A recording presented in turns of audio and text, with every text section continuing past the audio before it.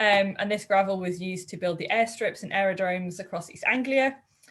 We also had the USA Air Force in this area, which constructed the concrete road that runs from Snettisham to Dersingham until it was destroyed in the floods of 1953. And this is why you can see all those concrete blocks around the pits today. And at some point, the area was also used as a prisoner of war camp for Italian and German prisoners. And then the quarries eventually closed in 1961.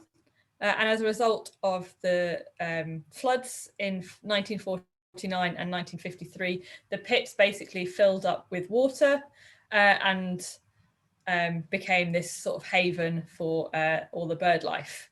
And then because of this, the opportunity came around in 1972 for the RSPB to purchase this land. And since then, over that period, our sort of how much we manage has varied on the various leases.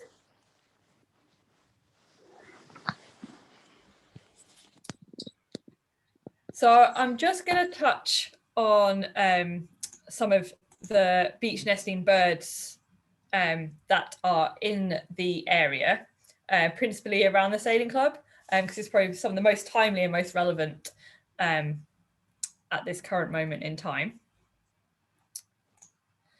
So firstly, what do we actually mean by these beach nesting birds? So in this context, we're going to be talking about the ringed plover and the oyster catcher. And I'll just take you through a bit about their ecology, some of their breeding cycles, and just a bit more about what you're looking for. So this is the ringed plover. So these are quite sort of small, dumpy little birds with their orange legs and their short sort of orange bill with the little black tip. And you can see they've got this sort of distinctive black band around their neck. And if you're down on the beach at the moment, I'm going to see if I can play this.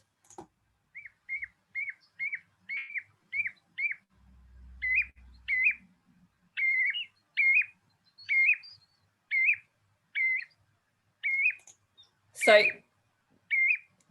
pause this now. It'll stop eventually. So that is the sound of the ringed plover that you'll hear on the beach as you are sort of walking along around the area. So they're only about 64 grams, so the weight of a small chocolate bar. There we go. So essentially the weight of a small sort of like dairy milk or average dairy milk chocolate bar. They are predominantly found on our coastal landscapes in the UK, and they nest primarily on these sandy shingle beaches. Occasionally you can find them on the lakes and rivers in the UK where it's gravelly, and in Scotland they're up on the Mackire. But predominantly a coastal species. And they will feed on these marine worms, crustaceans and mollusks during the winter months. And then in the summer, they'll eat a few more invertebrates, like, you know, the flies and the bugs that you see just sort of on the, flicking along the debris on the shore.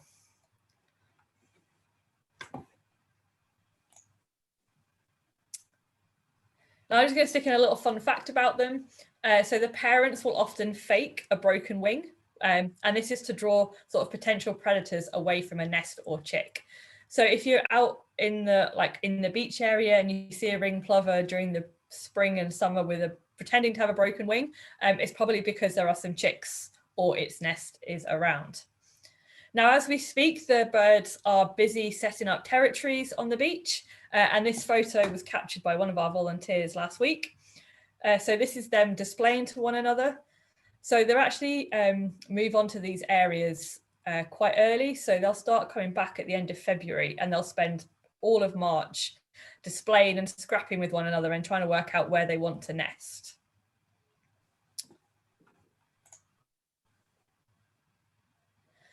So generally, the ringed plovers will lay their eggs from about mid-May.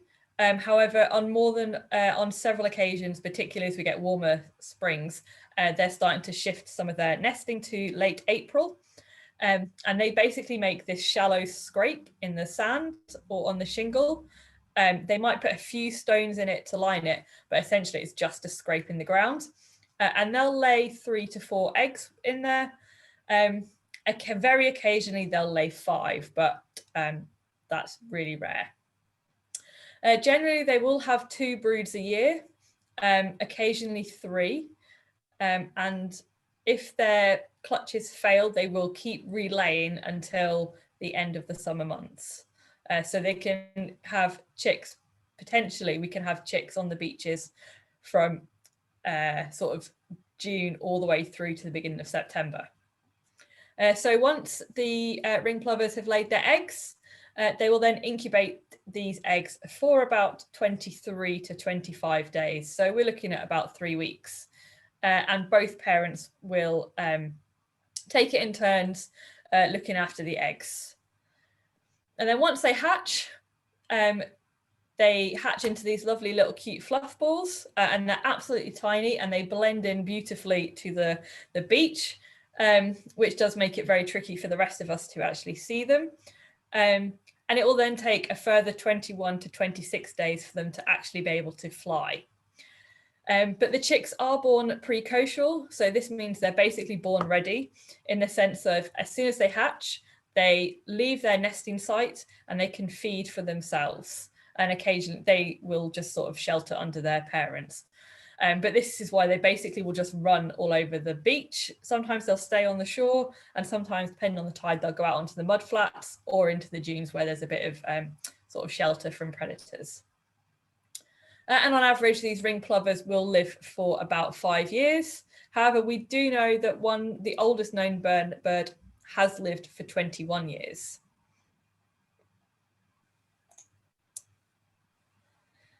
So the next bird that you're most likely to see nesting on the beach at Snettisham is the oystercatcher. Obviously with its very distinctive orange carrot-like bill, black body and white belly, and the orangey pink legs.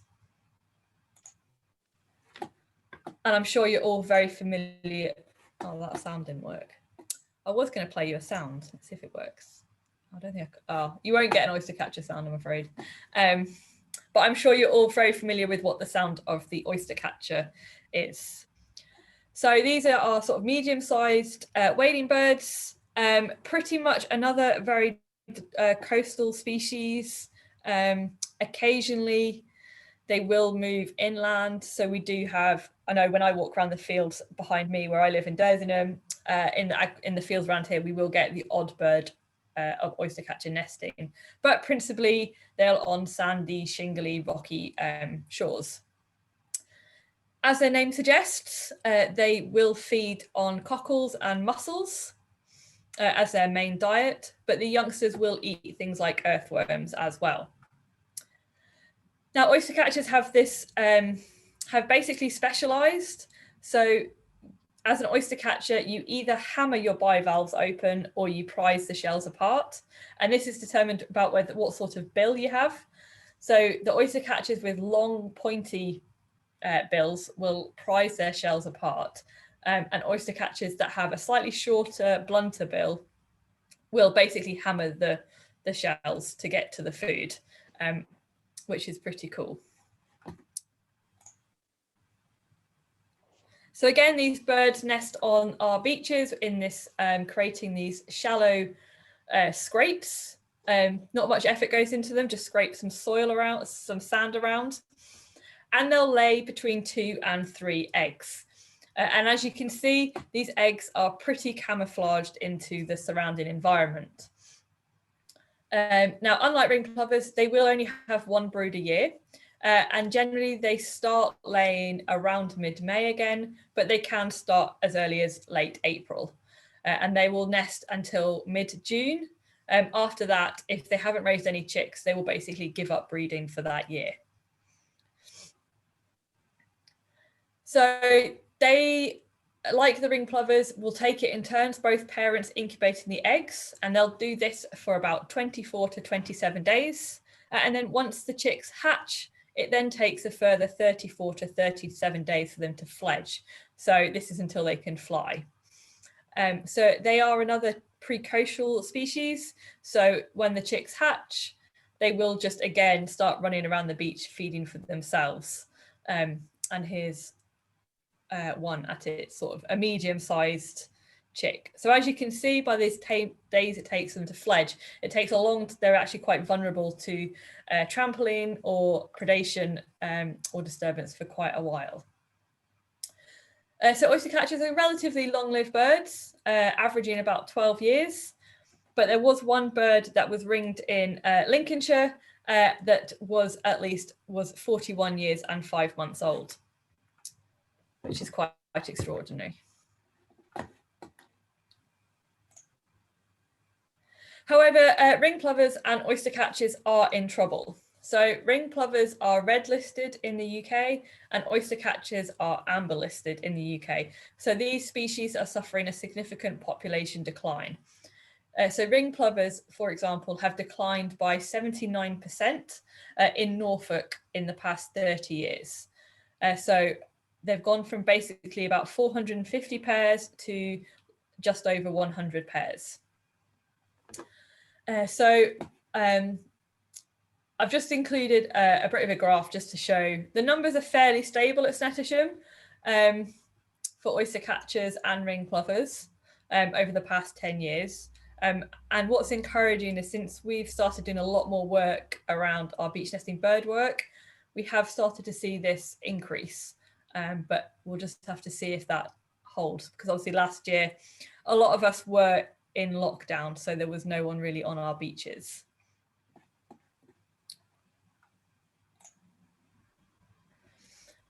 So why are these birds in trouble? Well, there's a number of reasons.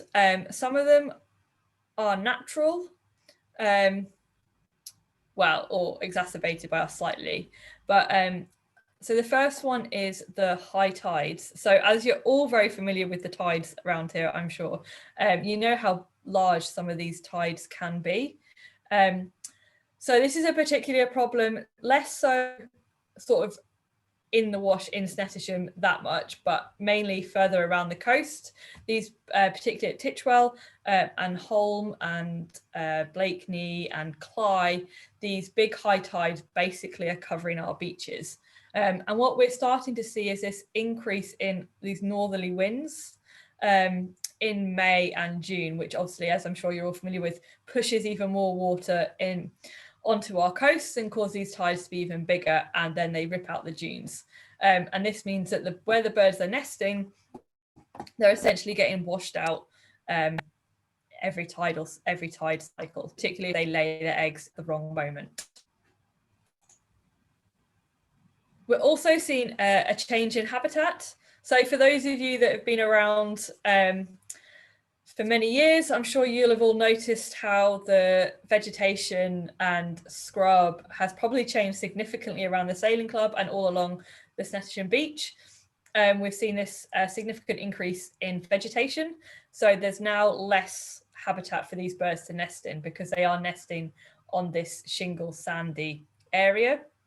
So they're sort of getting squeezed into smaller areas, along with all the coastal change that's happening on the Norfolk, on the coastline as well. Now, this vegetation isn't great for the birds, but in its own right, this vegetation is incredibly rich and diverse and unique and special in its own right, which means managing for some of these species can be a bit difficult because we actually want to leave some of this vegetation because it's special. We also have, these birds also suffer from predation.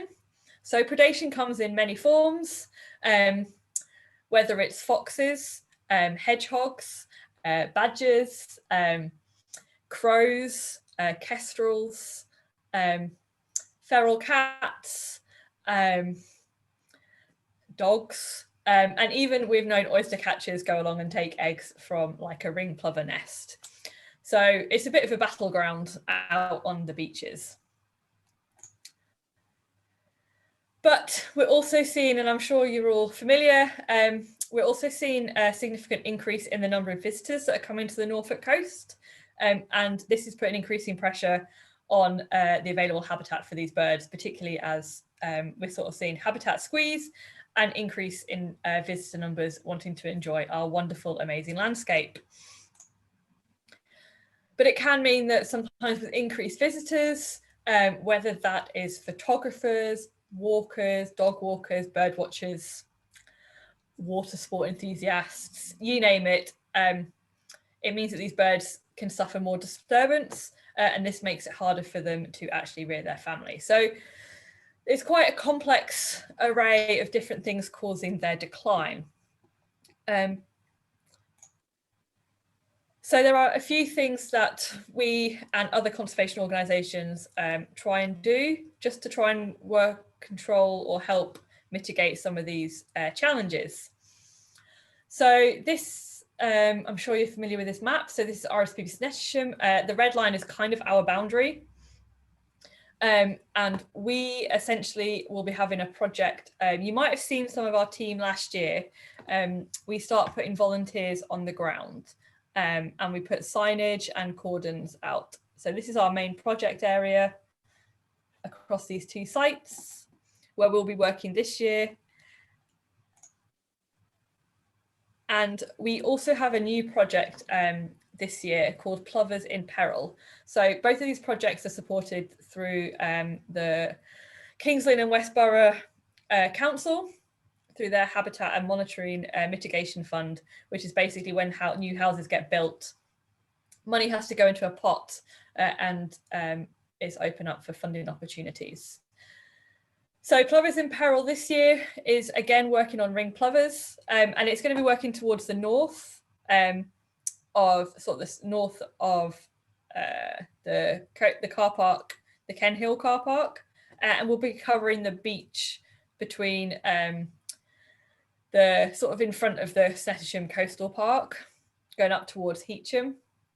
And we've just recruited Winoa, who's going to be our ring plover project officer. So expect to see her out and about in the area. So this area is also really good for ring plovers, but it's also heavily used.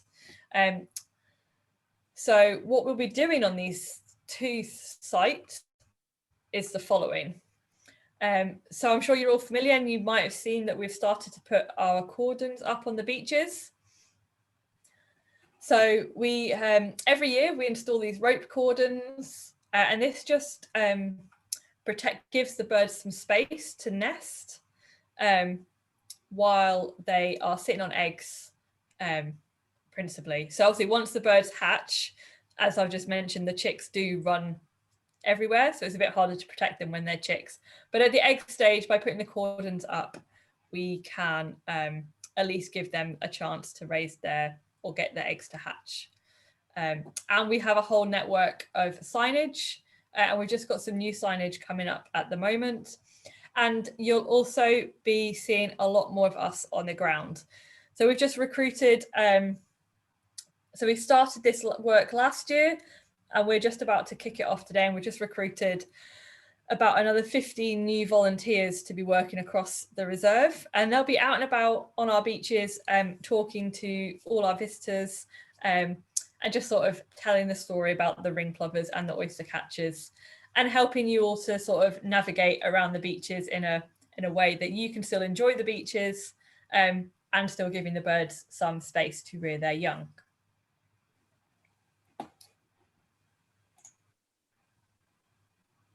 So that's our beach nesting birds.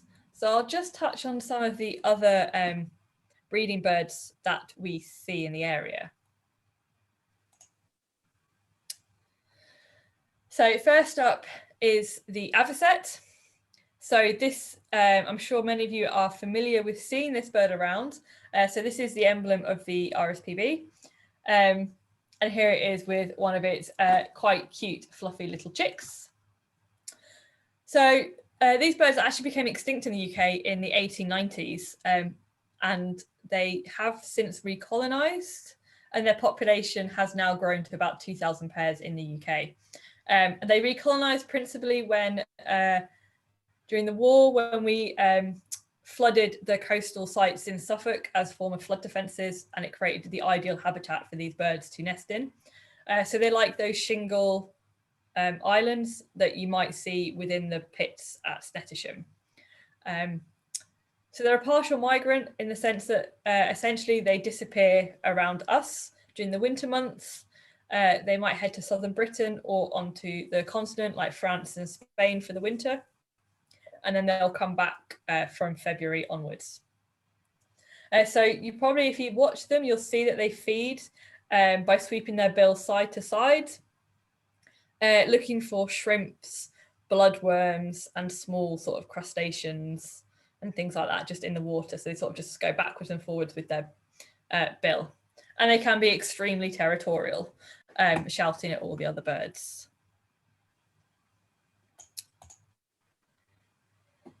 So another bird you might see, whether it's down on the pits or when you're out on the water, is the common terns. So these return to our shores in May time, and they'll be here for the summer before they head off to South Africa for the winter months, which sounds like quite a sensible idea to me.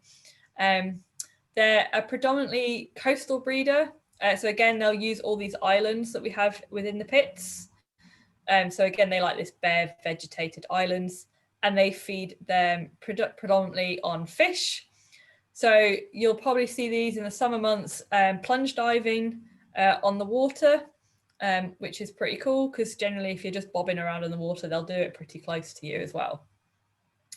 So last year was a record year with over 170 pairs on the reserve. And the last one I'm going to touch on, which is a bit different from some of the other birds, is the turtle dove. So the turtle dove has declined by 97% in the last 30 years. They are the only, so they're a summer migrant, and they're the only migratory dove species in Europe.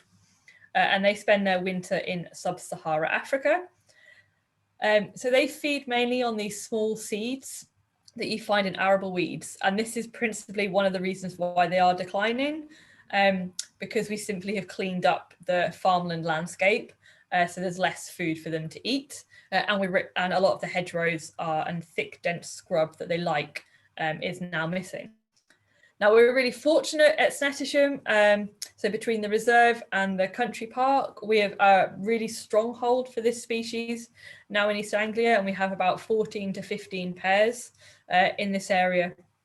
And I think because of the vegetation on the shingle, they'll go down there and feed along that vegetation. So if you're out on the beach, you might see these birds in the summer dropping down and looking for seeds.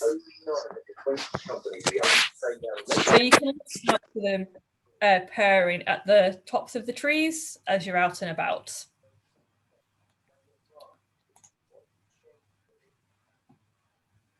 So now I'm going to move, so that's all our sort of key breeding birds that we have on the reserve. And now I'm going to touch on to some of the spectacular sort of wow factors that the reserve is probably most famous for.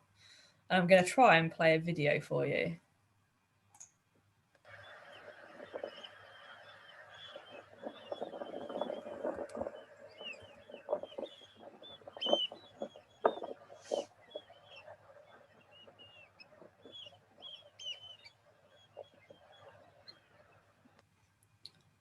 So if I was doing this to you face to face, I would at this point ask to see if you've seen this, but as I can't actually see any faces, I can't really ask that question. But this is the incredible wader spectacle that we have at Snettisham, and I'm sure even if you haven't gone down as far as the wader watch point down the pits, even from the sailing club, you'll have seen these incredible shapes being made by the swirling waders as the tide comes in and goes back out again.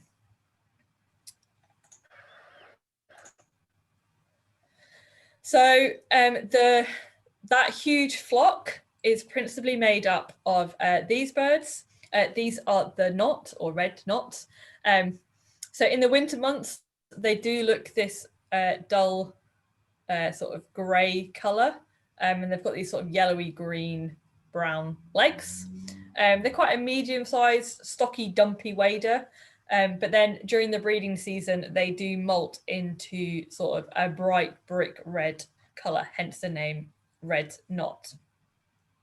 Now, these birds are absolutely incredible. Migrants, they undertake some of the largest migrations in the world. They breed high up in the Arctic, so, you know, right up beyond Greenland or way up in the Arctic Circle of Russia. And then these populations converge in the UK at sites such as the Wash, and where they will spend a significant portion of their time. Some populations, as you can see by this map, will carry on going all the way down to South Africa. So these birds can cover 15,000 kilometres on their migratory journey. And last year, we were treated to record-breaking numbers, and we had over 140,000 of these birds using the Wash, which was absolutely mind-blowing spectacle if you were able to see it.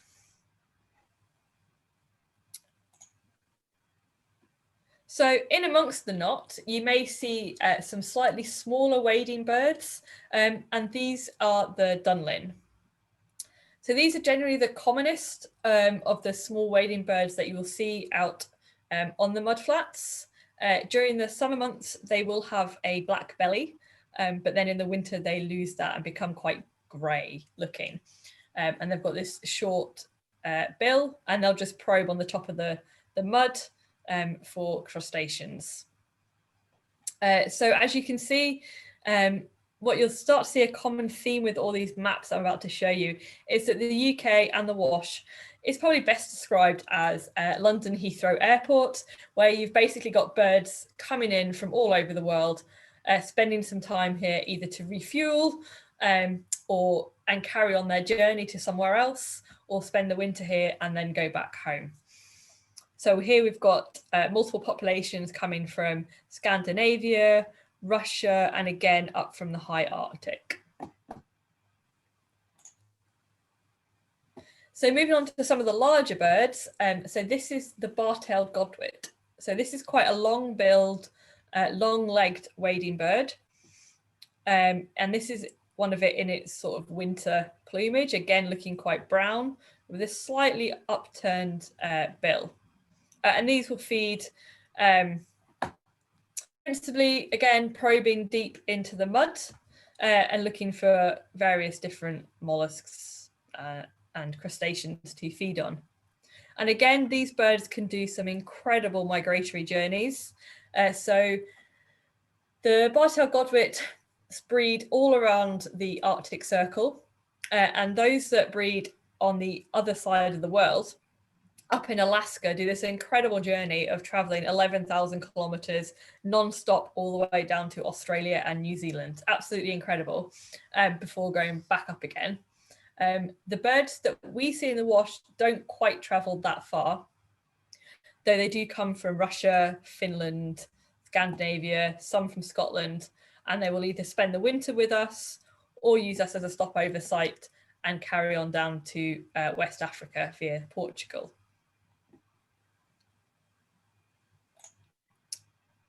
And the final one I'm just going to touch on in terms of waders is the curlew, which I'm sure many of you are probably quite familiar with. They're the largest wader that we have in the UK, and they've got this big, long, curved bill.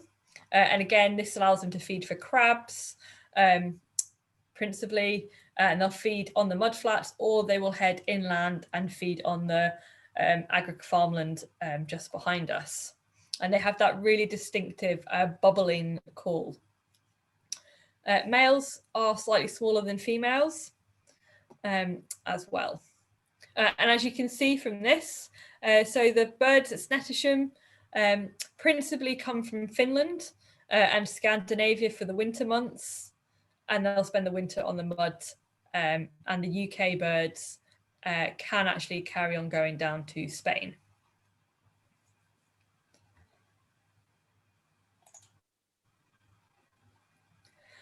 So to see these incredible spectacles doesn't just happen by chance. There are certain conditions that to see this amazing swirling waders that you see generally occurs July to March, and we also need the high tides that are sort of above 6.5.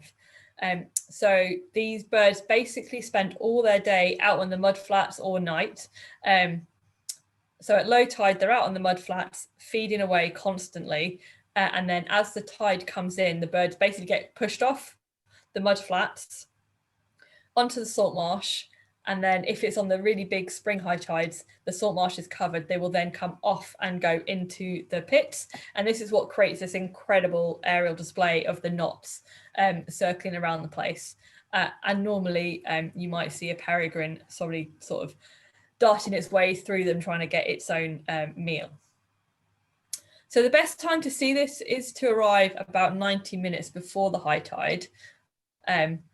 But all our dates are on our website. And I'm sure you'll all agree, seeing them in the evening and the sunset is a pretty nice way to spend an evening, bring a picnic and just chill out watching them.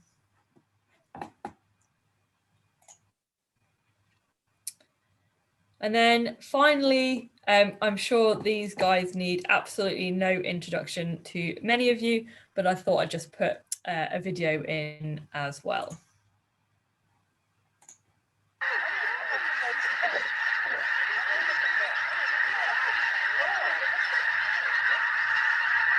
There might be a lot amongst them.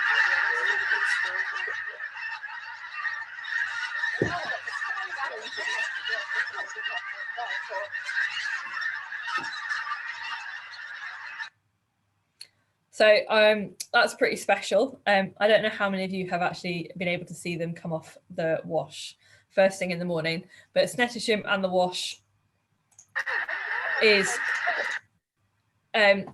incredibly important for the pink-footed goose, and is pretty much what Norfolk in the winter is sort of famous for, is that distinctive sound of the wink wink of the pink-footed goose. So these pink-footed geese principally breed in Iceland, a few in Greenland, and then 90% of that population winters exclusively in the UK. So they will start coming down from September from Iceland into Scotland, then through to Lancashire. And in recent times, we've seen significantly more birds wintering in Norfolk. So we can have around 40,000 to 100,000 pink-footed geese in Norfolk every year. So they've got quite a bit of interesting history. So they used to feed out on the salt marshes, and then as agriculture changed, they've actually learned to switch their diet and now feed on the tops of sugar beet or potatoes, and also the winter sown cereals. So as they come up in January, February time, they're incredibly rich in sugar, and essentially the geese have learned to adapt their diet to get more nutrients and more sugar and more energy out of this food. So the geese feed predominantly during the daytime, and then every evening you'll see them flying back over your house, and they will then go roost on the wash and in front of Snettisham. But if there's a full moon, you'll probably notice that they fly around a lot more, and they'll spend a bit more time in the fields at night time.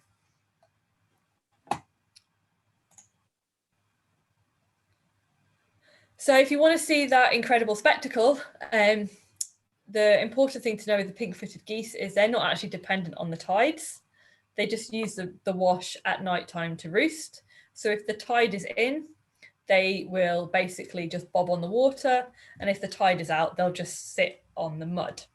You will need to get up super early and be there in the dark, and then as it starts to get light, you'll be able to hear their noise start building in the darkness, which is quite evocative. And then as the sun gets up and it starts to get daylight, they will then lift off the mud flats, and then depending on where they're feeding, they will then fly over your heads and go inland to feed during the days.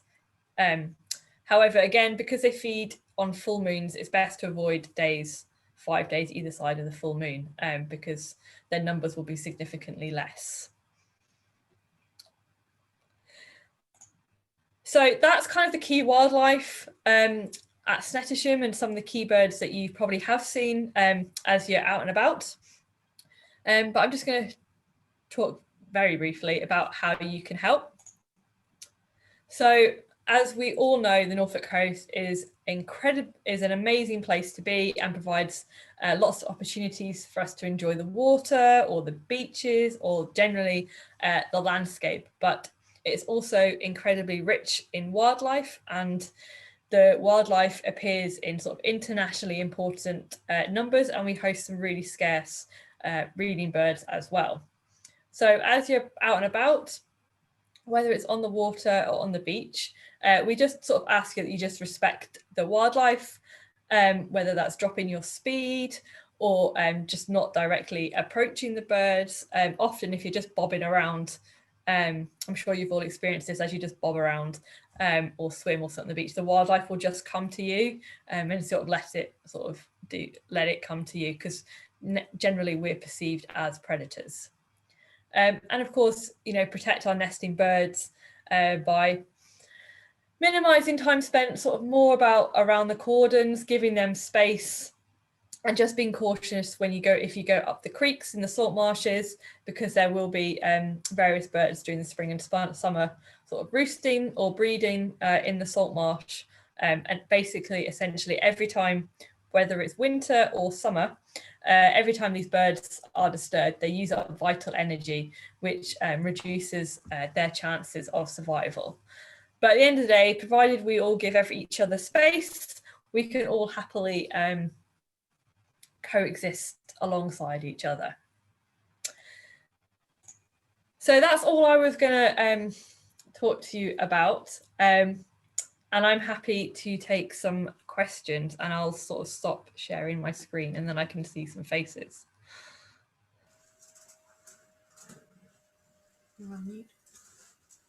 Thanks, Lizzie. That's all right. I know Charlotte's got a question. Have I? Internet. I was going to ask you something completely that you haven't asked or answered yet or spoken about. Lapwings. Yep. How are they doing in Norfolk? Because I haven't seen any for ages, and then we went on a walk about a week ago and we saw loads in the field. So are they endangered, or are they coming back? So lapwings, so in the winter or autumn we'll get like an increase in their numbers as like wintering birds, as we get like birds wintering, non-breeding birds congregated on the coast, and then they'll move sort of inland to the wetlands to breed. So they'll breed in some of the surrounding land, farmland, and then the wetlands, but their population is still it has declined quite a lot in recent times as we sort of dry out fields to farm or build them in. Why they're declining? Yeah. So basically, lapwings they need like wet features within fields. So obviously we dry up the fields to make it more farmable, and there's also less flood plains, shall we say. So yeah, they need those wet features, and they get predation. So again, so in the UK, we've probably got the highest density of foxes and crows across Europe. So they get heavily predated as well. So there's lots of reasons. So habitat loss, so less nesting space, and then predation at the same time. Thank you.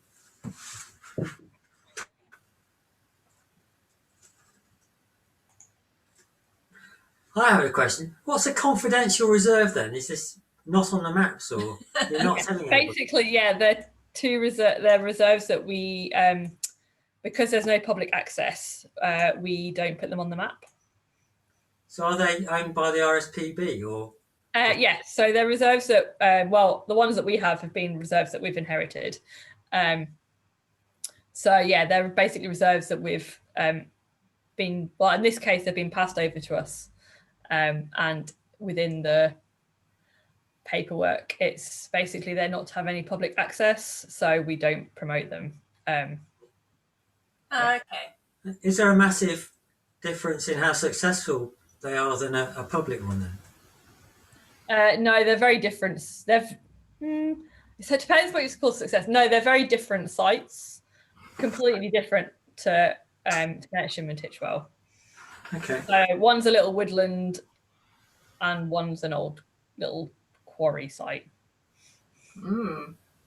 F's a lawyer. He's investigating and cross-examining. Yeah. Don't feel compelled to answer any questions. But anything you do say. What did you write there? Not so much. Yeah, you mentioned in Scotland there's a habitat you call them a chair. What's that? Mackay. Mackay, yeah. Yeah, it's like really nice floral rich landscape. Like Outer Hebrides, Western Isles, that sort of area. Okay. That's all my questions, thank you. Lizzie, with the ringed, All right. with the ringed plover, if they have 2 broods a year and they lay, I think you said, did you say 4 to 5 eggs? Why are they so unsuccessful at raising those chicks to adults, and why are they on the red list as a consequence? What's the principal reason? Yeah, great question. Great question. So, I'll use the last summer Titchwell was a really good example. So we've got about 5 pairs ring plover down there, and they all had 3 nesting attempts, and we only fledged 5 chicks from about 15 nesting attempts. So the early birds all got washed out because they nested too low on the beach. So they nested on the tide line.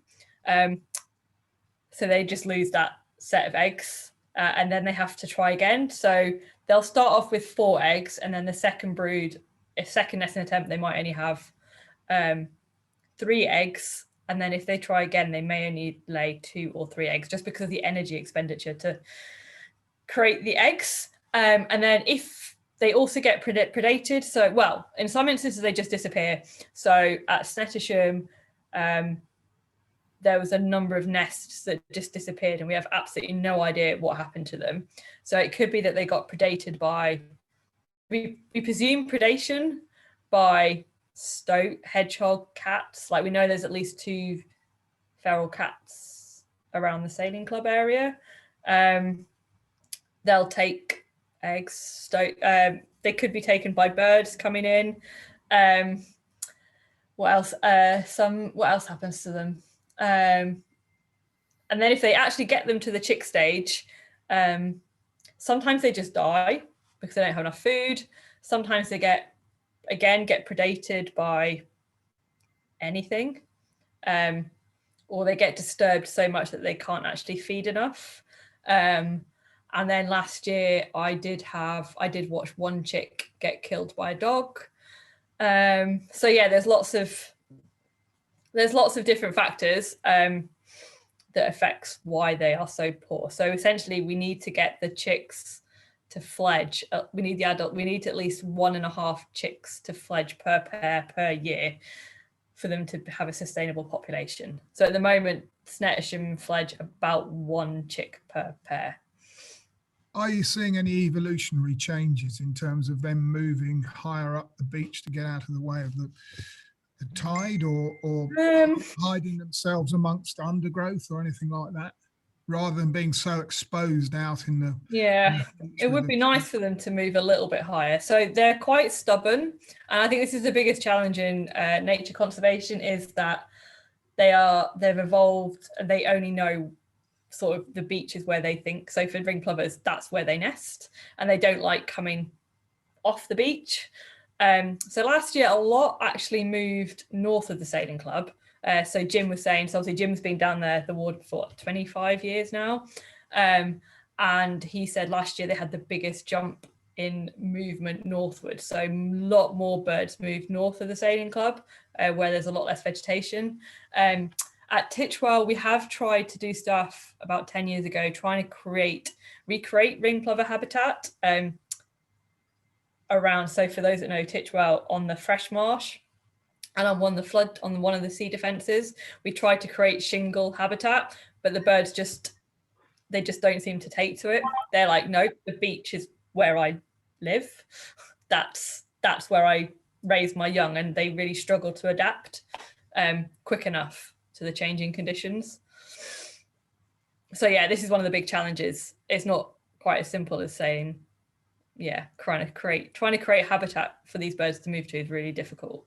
Little terns, another example, they nest on our beaches. Again, they get flooded out and they're suffering habitat, huge coastal changes, coastal losses.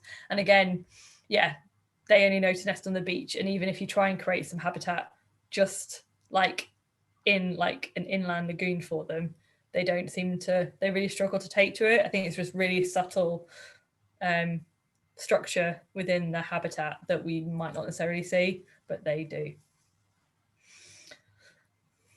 Does that help? What birds of prey do you have on the reserve? Oh, we have all sorts. Okay, so there are marsh harriers breeding. Well, there's marsh harriers out in the salt marsh and inland. There are kestrels around. Obviously, in the woodlands, there's several pairs of kestrels and sparrowhawks. In the winter, you'll see merlins and hen harriers on the salt marsh. Red kites.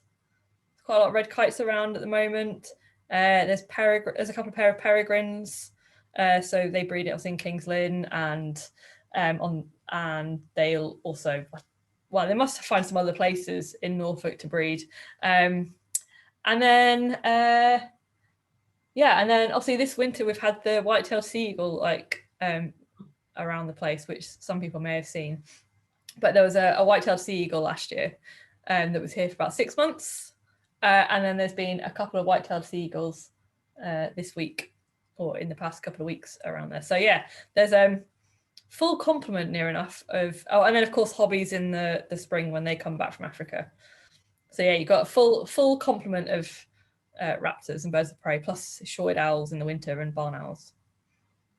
And are they endangered or are they doing well? Because it certainly seems like we see a lot more kites and things, for instance. Yep. So yeah, I think being scavengers, and there's plenty of like roadkill and carrion and things for them to feed on.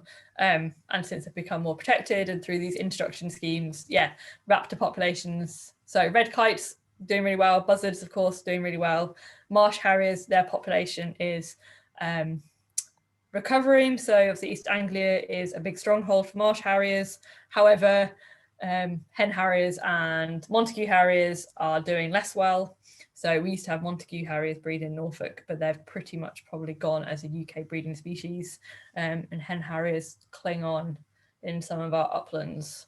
And then we get a few of them wintering on the coast. So generally good, but there's a few that still suffer from persecution. Oh, Lizzie, sorry, I was just could I ask? I've spent a lot of time on the reserve over the past few years, and I don't think I've ever seen a pink-footed goose. I see a lot of greylag. Can you explain the difference? Yeah, so the greylags have the orange legs and the orange bill. They're quite big and basically strut. Well, at this time of year, they're strutting around all the paths. They make I think it's an awful noise. And they're around all year, and they generally are around the pits. The pink-footed geese are much smaller. They've got pink legs, and their bill is like pink with a dark tip, and they've got like a dark head. And they'll be principally out on the mud flats in the winter at night, and then obviously they go out into the fields during the day. And you'll probably just see like distant flocks of geese. Yeah, I'm only down there in the daytime, so the pink-footed are probably on the fields. They're not. Yeah, so they're pretty much, yeah. Or there's a few that have been right out on the salt marsh, like right out in the distance. So yeah, they don't come as close. Yes. That's probably why. That's why, yeah. Thank you. It's all right. Actually saw a skua down there Oh yeah, there was one in the pits for a while, wasn't there? Yes, it was exhausted. Probably come a long way. Yeah. Yeah, I think it came in with some bad weather. Yeah. May I ask a question? And I don't want to Yes. be controversial, but do you think farmers are still killing birds of prey? I don't know. There's well, probably. Well, we know persecution is still happening across the landscape, based on the evidence that appears by the police and our investigations teams. Yeah. Okay. You've mentioned a lot of things I wasn't aware of, like feral cats and dogs and stuff. Yeah. Does the public just completely underestimate how sensitive bird life is?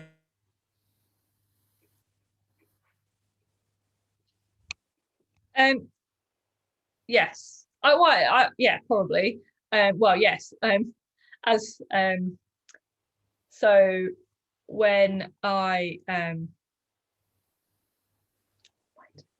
so I can tell a story. So when I was young, I wasn't interested in wildlife at all. And we grew up with dogs, and we basically just walked our dogs on the beaches. Our dogs just ran wild, and I didn't even think about the effect on the birds, because you kind of just go to the beach and you walk your dog, and that's what you do. And then it wasn't until I started getting into nature conservation, learning my birds, that I was like, oh, birds nest on the beach, don't they? Didn't realize that. So a lot of it is just unintentional, because if you don't know what a ring plover is or an oyster catcher is, you don't necessarily think that they nest on the floor.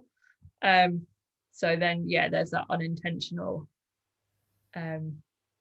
consequence, which is why we're really keen to get more and more people out on the reserves, doing face-to-face engagement, having volunteers out and just having those conversations, and just trying to raise that awareness of what is out there.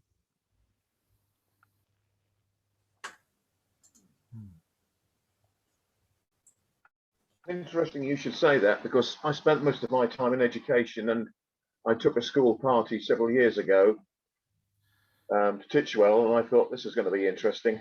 And they all went armed with their pencils and their clipboards and their binoculars. And I have to say, the people in the hides were absolutely fantastic with them. Oh, brilliant. Absolutely fantastic. Invariably, some children dropped their pencils and they dropped their files and they dropped their binoculars and spoke very loudly, but not a single person complained. And I was very, very impressed. And I think it's really good. Yeah, and I It's think really good. I think if youngsters come across adults like that in the hides in particular, who are willing to give just a few minutes to come and have a look here and point out a bird to them, I think that makes a heck of a difference. Yeah, it does. It definitely does, and that's something we're really keen to carry on building on with. Well, at Titchwell and Snettisham, so obviously that's partly why the new hide Knots Landing is completely different to the old wooden box structures that can be quite dark and intimidating. Whereas, Knots Landing, you can now, when we can eventually get it open, is you can just sit there and just, you don't need optic, you don't need binoculars, you don't need telescopes. You can just sit there and just, watch the wildlife do its thing with a big glass windows, and it's much like a theatre. That's probably what I describe. So that's partly some of the reasoning behind like Knots Landing design, is for that, to make it a lot more, appealing and soften than what people might perceive it to be. And from my point of view, the more volunteers you've got out there who are willing to stop and talk to parties, particularly parties of children, the better. Yeah. Excellent. Yeah. We're working on it. So if anyone wants to come and volunteer with us, we're always, then do get in touch. Lizzie, we've detained you for an hour now, which is probably a good length. And maybe Adrian, our Commodore, would just like to thank you, because that's his job, really. That's all Commodores do. Yeah, just the mouthpiece and the frontage. We've got there. I've really enjoyed your talk, Lizzie. That's been really, really interesting. And there's a couple of things that I'd like to tap you up for. First of all, can we possibly have some of the posters that we can put either side of our slipway, just to remind people, because we have in the last couple of seasons been roped off on either side of the slipway quite legitimately, and we've been quite jealously guarding those birds wherever possible. Even despite that, that we had one last year, I think, nesting outside the cordoned area, pretty much right in the middle of the slip, which didn't take the hint. But there you go, as people trawled past it day after day in there. So that's the first thing. If you let us have something there, we can put up posters up. That'd be fantastic. And the second thing really is, can we help you with recruiting volunteers? So have you got anything we can put on our website, put on our Facebook pages? Yeah, I'm sure we can. Shall I send, who's the best person? I can send someone an email. Yeah. You're on mute. Send it to Mark. Send it to Mark. Yeah, that's fine. Yeah, send it to me, Lizzie. We'll agree a form of words, because there's quite a few topics I think we need to talk about with our members. I think, how many members are there? About 400 or something. Yeah. And we've only got like 26 maybe 30 tuned in tonight. So there's a lot of people we need to reach, I think. Yeah, I know we get the RSPB up during Cadet Week talking to our kids as well. That's a good idea, yeah. I think we should make that an integral feature of Cadet Week. That sailing is actually part of the environment. The fact that we're a green sport is really good, and the turns that are fishing, they'll do it as we're racing. Just they're incredible, aren't they? Not bothered by us at all as we go through there. And again, if something that just some sort of messaging about the kind of the feral cats bit, what's causing the problems, just a few bullet points like that we can just flag up to people would be fantastic. Yep. Yeah, we can work on something and get that across to you. Speaking of bullet points, I do have an air rifle somewhere. Just ignore that. You, Mark, the chances of you hitting a feral cat yeah, very much on a par with me winning the lottery, I think. In there. But can I just wind this up by saying really, really big thanks, Lizzie. That was a really interesting talk. Really enjoyed that. And big round of applause from everybody would be great. Thanks. Thank you. Glad you enjoyed it. And hope to see you down at the reserve sometime. The other thing, if you can get one or more of your volunteers down on that bank holiday weekend, the sailing club's likely to be busy. The weather's not looking too bad, and there seems to be plenty of breeze. So an ideal time to have a chat to people as we're going out and back. High water's about 10 o'clock on the Good Friday. Yeah, so I think that's probably about the weekend we plan to get our volunteers back out. We did a workshop this afternoon with them, so hopefully we should have at least some of them, restarted next weekend, and we'll get them down your way. They'll have a relatively captive audience, I'd have thought. And if